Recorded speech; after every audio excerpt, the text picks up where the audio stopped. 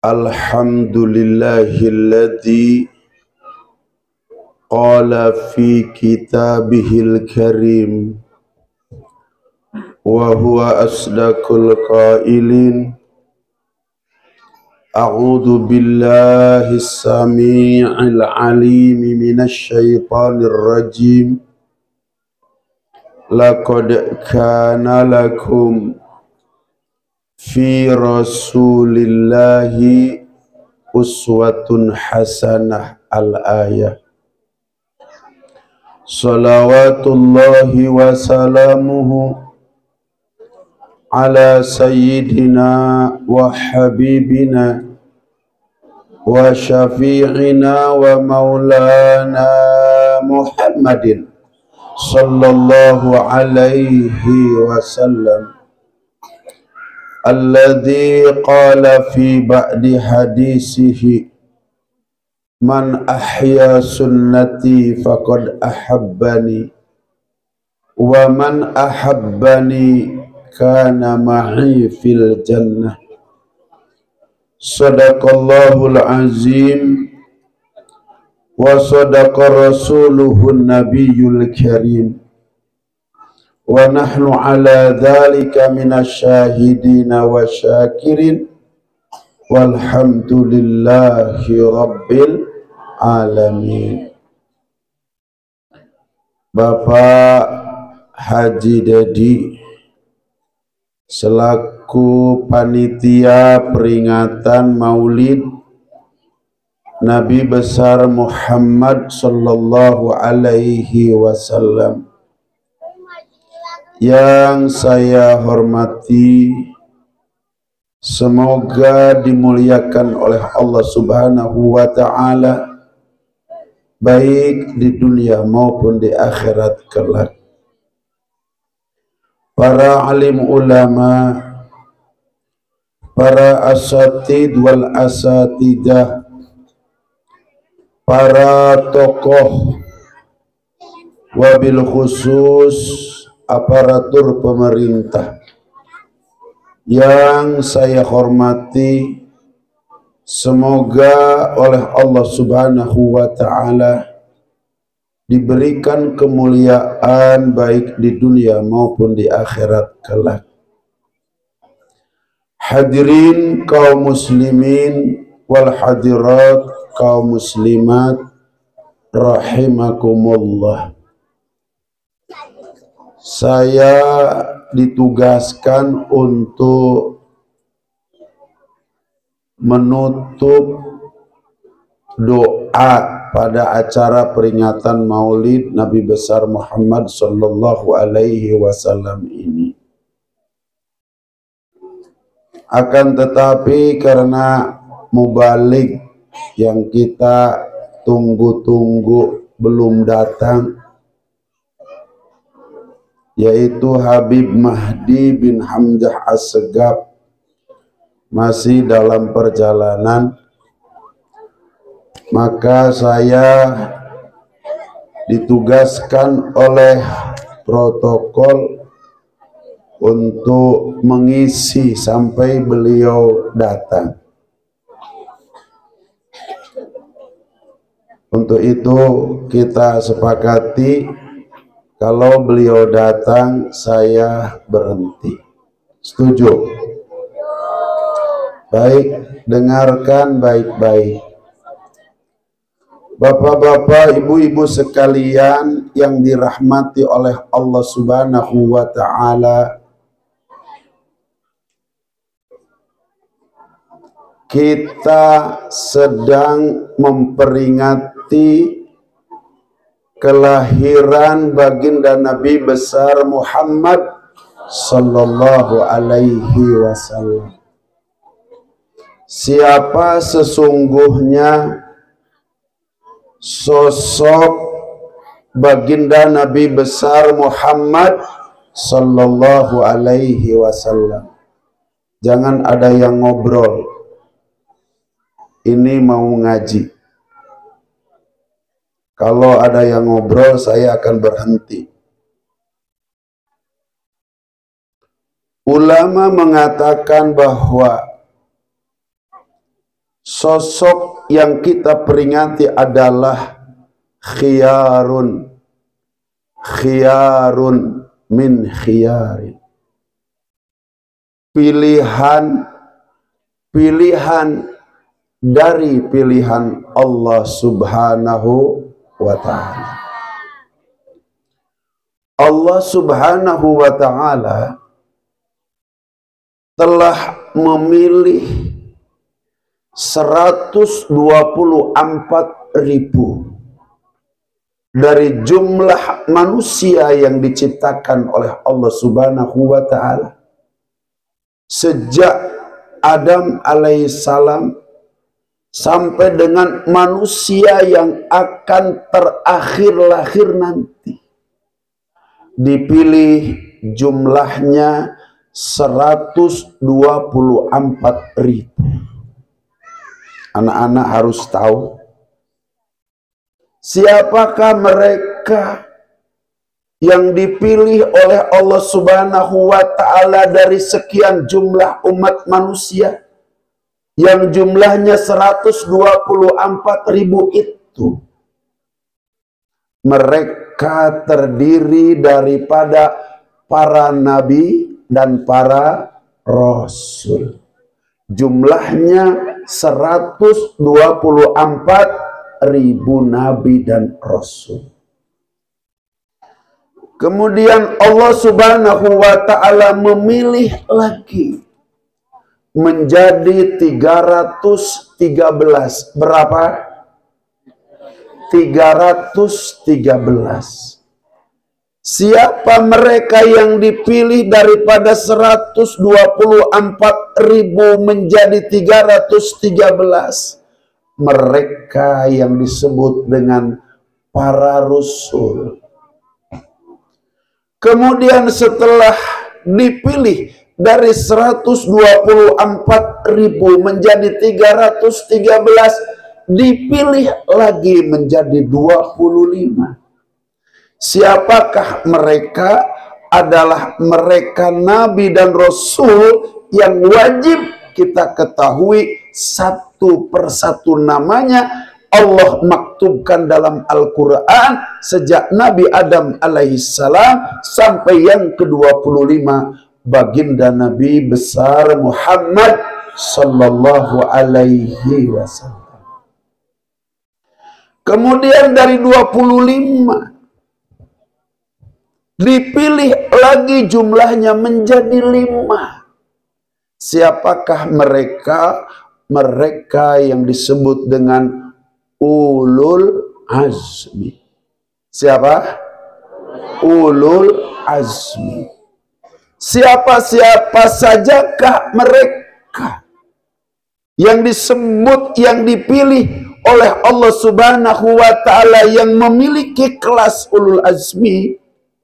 Yang pertama adalah ngobrol depan. Kalau ngobrol saya berhenti. Jauh-jauh. Saya ini membatalkan satu pengajian di BSD. Kemudian datang ke sini saya menghargai karena diundang oleh anak saya, Bapak Haji Dedi. Jadi mahal saya datang ke sini, ini mahal waktunya. Tolong dengarkan baik-baik. Dan saya datang ke sini mau ngaji. Teruskan jangan. Ngobrol lagi enggak? Kalau ngobrol lagi saya berhenti pulang. Mahal waktu saya. Ini yang ketiga pengajian pada malam hari ini. Tadi pagi di Sawangan. Kemudian habis maghrib masih ngaji sampai Isya. Saya ngejar ke sini. Jadi betul-betul waktu saya sangat mahal, sangat berharga untuk bapak-bapak dan ibu-ibu sekalian. Teruskan. Mau ngobrol lagi? Ngobrol lagi, saya berhenti, saya pulang. Hadirin kaum muslimin wal hadirat kaum muslimat rahimakumullah. Siapakah yang 5 itu? Yang khiyarun min khiyarin. Yang pertama adalah Nabi Nuh alaihi salam. Yang kedua adalah Nabi Ibrahim alaihi salam. Yang ketiga adalah Nabi Musa alaihi salam. Yang keempat adalah Nabi Isa alaihi salam. Dan yang terakhir adalah yang kelima, baginda Nabi besar Muhammad sallallahu alaihi wasallam. Dari ulul azmi yang 5 pun masih dipilih oleh Allah Subhanahu wa taala menjadi satu. Siapakah beliau? Adalah baginda Nabi besar Muhammad sallallahu alaihi wasallam. Dan siapa baginda Nabi besar Muhammad sallallahu alaihi wasallam itu? Pertama, beliau sebagai seorang nabi. Yang kedua, beliau sebagai seorang rasul. Yang ketiga, beliau sebagai seorang ulul azmi. Yang keempat, beliau adalah sayyidul anbiya wal mursalin, raja daripada para nabi dan raja daripada para rasul. Yang terakhir, yang kelima, beliau adalah imamul anbiya, imamul mursalin, wa imamul malaikatul muqarrabin. Beliau adalah imamnya para nabi, imamnya para rasul, bahkan imamnya para malaikat. Jadi malaikat yang jumlahnya tidak terhingga itu, imamnya adalah baginda Nabi besar Muhammad sallallahu alaihi wasallam. Kapan pangkat kedudukan ini disematkan, dinobatkan oleh Allah Subhanahu wa taala kepada baginda Nabi besar Muhammad sallallahu alaihi wasallam pada malam tanggal 27 Rajab. Dijelaskan oleh Allah Subhanahu wa taala dalam Al-Qur'an, Subhanalladzi asra bi'abdihi lailam minal masjidil harami ilal masjidil aqsa alladzi barakna haula. Maha suci Allah yang telah memperjalankan bi'abdihi, hambanya. Siapa? Baginda Nabi besar Muhammad sallallahu alaihi wasallam. Minal masjidil harami, dari masjidil haram, ilal masjidil aqsa, ke masjidil aqsa. Kalau ditempuh pakai kuda itu perjalanan 3 bulan. Akan tetapi dengan kuasa Allah Subhanahu wa taala, hanya dalam waktu yang sekejap, baginda Nabi besar Muhammad SAW ditemani oleh malaikat Jibril alaihissalam, Allah sampaikan ke Masjidil Aqsa. Sesampainya di Masjidil Aqsa, apa yang terjadi? Dengan kuasa Allah Subhanahu wa taala, Allah Subhanahu wa taala kumpulkan 123.000 nabi dan rasul. Apakah nabi-nabi dan rasul-rasul yang masih hidup? Atau nabi-nabi dan rasul-rasul yang sudah wafat? Dengan kuasa Nabi pada malam tanggal 27 Rajab dihadirkan oleh Allah Subhanahu wa taala. Nabi kita Muhammad sallallahu alaihi wasallam melihat dengan kasat mata Nabi Adam alaihissalam, Nabi Nuh alaihissalam, Nabi Ibrahim alaihissalam abul anbiya, Nabi Musa alaihissalam kalimullah, Nabi Isa alaihissalam ruhullah. Nampak 123.000 nabi rasul di mata baginda Nabi besar Muhammad sallallahu alaihi wasallam. lebih jauh daripada itu.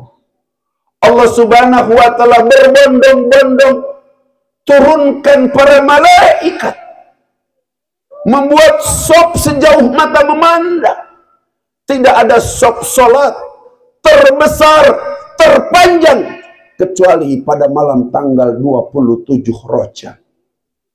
Malaikat Jibril alaihissalam diperintahkan oleh Allah Subhanahu wa Ta'ala untuk membisikkan kepada telinga kekasihnya, baginda Nabi besar Muhammad sallallahu alaihi wasallam, bahwa yang berhak untuk menjadi imam sholat 2 rakaat, yang makmumnya para nabi, para rasul, dan para malaikat berbaris sejauh mata memandang, adalah baginda Nabi besar Muhammad sallallahu alaihi wasallam. Sesungguhnya baginda Nabi besar Muhammad sallallahu alaihi wasallam malu untuk menjadi imam nabi-nabi, rasul-rasul para pendahulunya. Akan tetapi karena ini perintah Allah Subhanahu wa Ta'ala, tidak ada kata lain kecuali sami'na wa ata'na atas perintah Allah Subhanahu wa Ta'ala. Maka Nabi kita Muhammad sallallahu alaihi wasallam berdiri, bertindak sebagai imam, yang makmumnya para nabi, para rasul, dan para malaikat sejauh mata memandang, termasuk malaikat Jibril alaihissalam berada di belakang baginda Nabi besar Muhammad sallallahu alaihi wasallam. Inilah yang sedang kita peringati. Sosok manusia inilah yang sedang kita peringati hari kelahirannya, yaitu baginda Nabi besar Muhammad sallallahu alaihi wasallam. Bapak-bapak, ibu-ibu sekalian, tentu kita semuanya bertanya, kenapa Allah Subhanahu wa Ta'ala begitu memuliakan, begitu mengagungkan, begitu menempatkan beliau yang paling luhur di antara para nabi, di antara para rasul, bahkan di antara para malaikat? Ada apa gerangan di dalam pribadi baginda Nabi besar Muhammad sallallahu alaihi wasallam itu? Ini yang ingin saya bahas sampai dengan datangnya Habib Mahdi yang kita tunggu-tunggu. Bapak Ibu sekalian yang dirahmati oleh Allah Subhanahu wa Ta'ala, dalam sosok pribadi baginda Nabi besar Muhammad sallallahu alaihi wasallam ada sesuatu yang tidak dimiliki oleh para nabi, yang tidak dimiliki oleh kebanyakan para rasul. Apakah itu? Yaitu memiliki kasih sayang kepada umatnya, melebihi kasih sayang kepada keluarganya, bahkan melebihi kasih sayang kepada dirinya. Bapak Ibu sekalian yang dirahmati oleh Allah Subhanahu wa Ta'ala, satu ketika Rasulullah sallallahu alaihi wasallam sedang berkumpul dengan para sahabat radhiyallahu anhum yang jumlahnya ribuan. Tiba-tiba Rasulullah sallallahu alaihi wasallam berdiam diri, seperti ada seseorang yang sedang dirindukan oleh Rasulullah SAW. Tiba-tiba Rasulullah SAW rena wajahnya, seperti sedang ada yang dipikirkan. Terlebih lagi yang membuat tanda tanya besar dalam diri para sahabat radhiyallahu anhum pada saat itu. Mata Rasulullah sallallahu alaihi wasallam mendung.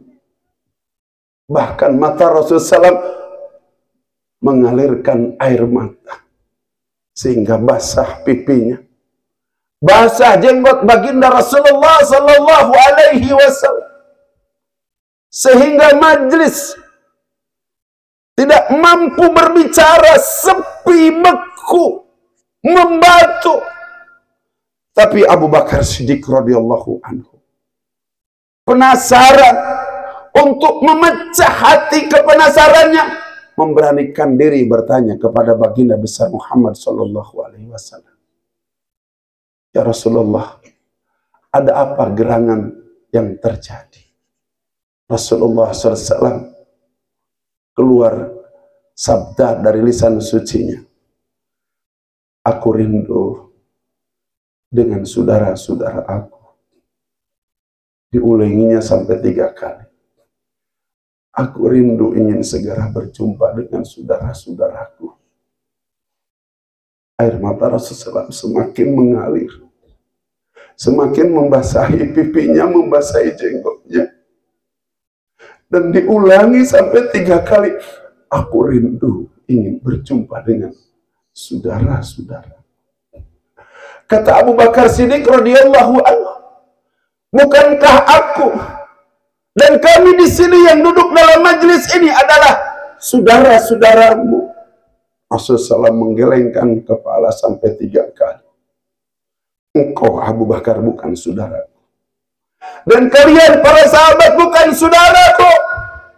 Kalian adalah sahabat-sahabatku."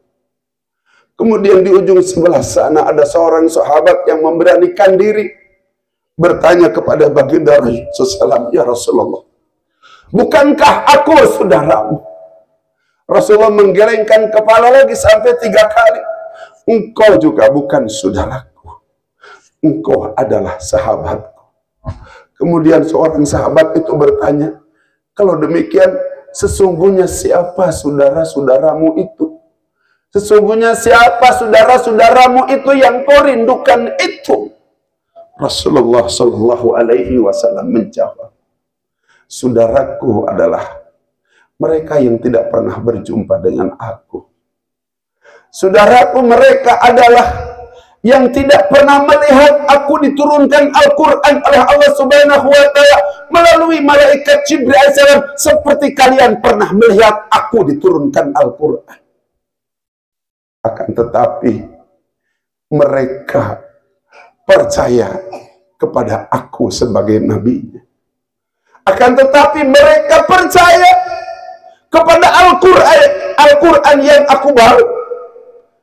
Dan mereka mencintai aku melebihi mencintai segalanya. Kalau kalian ingin tahu, itulah mereka saudaraku. Dan itulah mereka yang aku rindukan. Aku ingin segera berjumpa dengan mereka." Hadirin kaum muslimin wal hadirat kaum muslimat rahimakumullah. Semoga peringatan Maulid yang kita adakan pada malam hari ini, yang kita semuanya telah mengorbankan waktu, mengorbankan pikiran, mengorbankan tenaga untuk duduk tersimpuh di majelis ini, di tempat ini adalah bagian cinta kita kepada baginda Nabi besar Muhammad sallallahu alaihi wasallam, melebihi cinta kita kepada yang lain, sehingga kita semuanya diakui oleh baginda Nabi besar Muhammad SAW sebagai saudara-saudara baginda Nabi besar Muhammad sallallahu alaihi wasallam. Hadirin kaum muslimin wal hadirat kaum muslimat rahimakumullah. Sampai di situ kecintaan baginda Nabi besar Muhammad SAW kepada kita sebagai umatnya? Tidak. Dalam detik-detik akhir hayat beliau sakit yang sangat luar biasa. Kakinya tidak bisa berjalan, tangannya tidak bisa digerakkan, matanya tertutup, lidahnya keluh, tidak bisa bicara. Karena Rasul pernah memohon kepada Allah Subhanahu wa Ta'ala, "Kalau engkau ingin timpakan penyakit kepada umatku, engkau timpakan 50% saja. Biar penyakit penderitaan 50% lagi umatku, engkau berikan kepada saya. Biar saya yang menanggung." Oleh karenanya, ketika baginda Nabi besar Muhammad SAW sakit dan menderitanya, melebihi kita sakit menderita sebagai umatnya. Oleh karena jamaah sudah menunggu, umat sudah menunggu kedatangan baginda Nabi besar Muhammad sallallahu alaihi wasallam. Karena kecintaan umat lebih besar daripada penyakit yang diderita Rasulullah SAW pada saat itu. Rasulullah SAW tiba-tiba bisa berdiri. Rasulullah SAW tiba-tiba bisa berjalan. Sehingga sampai di mimbar baginda Nabi besar Muhammad sallallahu alaihi wasallam. Maka semua sahabat berbahagia. Rasulullah SAW yang ditunggu-tunggu telah tiba di tengah-tengah para sahabat radhiyallahu anhu. Beliau berkhutbah. Setelah beliau berkhutbah, beliau menyampaikan, wahai sahabat-sahabatku, kalian semua ada dalam kasih sayang Allah Subhanahu wa ta'ala. Hendaklah kalian taat kepada setiap perintah-perintah Allah. Jauhi setiap larangan-larangan Allah. Kata-kata inilah yang sering diulang-ulang di hadapan para sahabat radhiyallahu anhu. Kata Rasulullah SAW, mungkin aku bertausiah di hadapan kalian, ini adalah merupakan yang terakhir. Setelah ini kalian tidak akan pernah lagi mendengar aku bertausiah semacam ini. Kemudian di akhir hayatku ini, aku ingin sampaikan kepada kalian, taraktu fikum amroin lan tadilu in tamassaktum bihima abada, kitaballahi wa sunnati. Aku tinggalkan kepada kalian dua perkara. Manakala kalian berpegang teguh kepada dua perkara itu, kalian tidak akan pernah sesat selamanya. Apakah dua perkara itu? Kitab Allah, Al-Quran. Wasunnati adalah sunnah. Setelah itu Rasulullah SAW seperti ingin bicara lebih banyak. Tapi lidahnya sudah keluh, tidak lagi mampu meneruskan kata-kata. Untung Sayyidina Ali cekatan. Rasulullah sudah mulai hampir mau jatuh. Dipeluk oleh Sayyidina Ali karramallahu wajhah. Dipapah. Dibawa ke kabar peristirahatan Rasulullah SAW. Kemudian diserahkan kepada istrinya tercinta Siti Aisyah radhiyallahu anha. Diserahkan kepada putrinya Siti Fatimah radhiyallahu anha. Akan tetapi tiba-tiba ada yang mengetuk pintu. Kemudian menyampaikan ucapan salam. Maka Siti Fatimah pun membuka pintu. Ditemuinya seorang laki-laki. Kata Siti Fatimah, ayahku lagi sakit keras. Tidak mungkin menjumpai tamu siapapun. Pintu pun ditutup oleh Siti Fatimah radhiyallahu anha. Akan tetapi luar biasa ketika Siti Fatimah mendekati ayahnya kembali untuk mengurusi, tiba-tiba mata Rasulullah Sallallahu Alaihi Wasallam terbuka. Seraya Rasulullah SAW bertanya kepada Siti Fatimah, wahai putriku Fatimah, siapakah gerangan yang datang? Siti Fatimah menjawab, ayah, aku sudah sampaikan kepadanya. Yang datang itu adalah seorang laki-laki. Ayah dalam keadaan sakit keras tidak mungkin menjumpai tamu siapapun. Rasulullah Sallallahu Alaihi Wasallam bersabda, wahai putriku Fatimah, dia bukan seorang laki-laki, tapi dia adalah seorang yang dapat memisahkan antara kehidupan dunia yang sementara ini dengan kehidupan akhirat. Fatimah, dia bukan seorang laki-laki. Dia adalah seorang yang dapat memisahkan antara nikmat dunia dengan nikmat tidak terhingga, nikmat akhirat. Fatimah, dia bukan seorang laki-laki, tapi dia adalah seorang yang dapat memisahkan antara ruh dengan jasad seseorang. Dia adalah malaikat malakal maut yang menyerupai seorang laki-laki yang sengaja pagi hari ini diutus oleh Allah Subhanahu wa Ta'ala untuk masuk ke kamar aku. Buka pintu itu lebar-lebar, suruh ia masuk ke dalam. Kaget Siti Fatimah. Ternyata dia bukan seorang laki-laki, akan tetapi dia malaikat malakal maut yang menyerupai seorang laki-laki. Siti Fatimah mengalir air matanya. Karena kalau malaikat malakal maut yang datang, pasti hari itu, pagi itu adalah merupakan perjumpaan terakhir, pertemuan terakhir antara putrinya tercinta dengan ayahnya tercinta, baginda Nabi besar Muhammad sallallahu alaihi wasallam.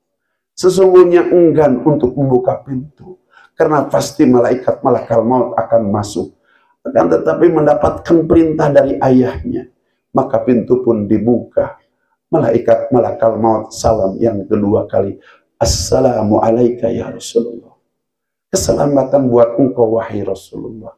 Waalaikumsalam ya malaikat malakal maut. Kemudian malaikat malakal maut bertanya, ya Rasulullah, boleh aku masuk ke kamarmu? Kemudian Rasul bertanya, kenapa engkau harus bertanya boleh atau tidak masuk ke kamar aku? Allah telah memandu aku. Sebelum aku masuk ke kamarmu, Allah memerintahkan kepadaku untuk bertanya, boleh atau tidak? Ketika diperbolehkan, kata Allah, engkau boleh masuk. Ketika engkau dilarang, engkau kembali kepadaku, kata Allah Subhanahu wa ta'ala. Apa jawaban Rasulullah SAW? Bagaimana mungkin aku menolak kedatangan